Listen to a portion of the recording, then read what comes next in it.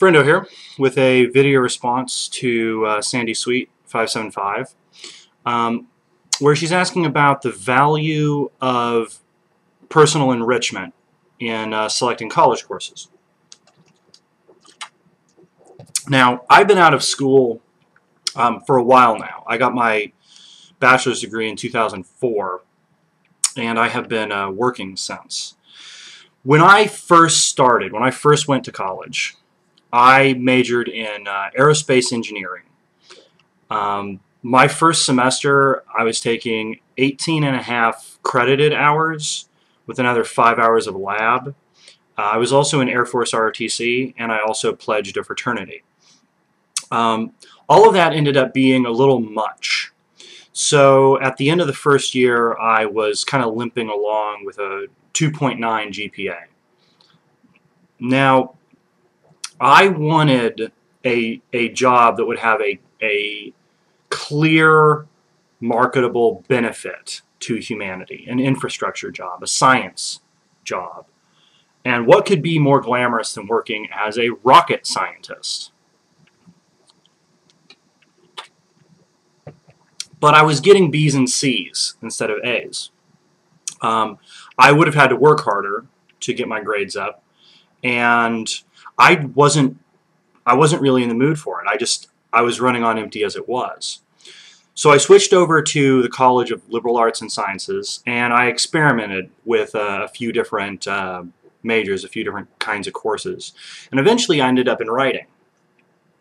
And at that point, my GPA soared up to 3.8, 4.0.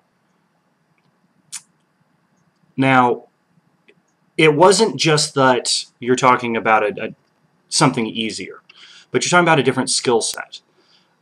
I was actually interested in the courses that I was taking, so I was getting mostly A's with a couple B's. And you can't trade anything for interest, for engagement. And in that sense, college, at least in terms of liberal arts and sciences, is about enrichment. It's not about job skills, because if you're in such a program, this may sound a little arrogant, but if you're in such a program, you're already smart enough to work. You're already smart enough to hold a job. Whatever industry you get into, you're still going to have to be trained in that industry. Whatever office you're in, you're still going to have to be trained in that office. It's not your degree that gave you the skills necessary to work. But what the degree gave you was the enrichment necessary to adapt. It's your ability to adapt to the conditions of your workplace that will ultimately make you employable.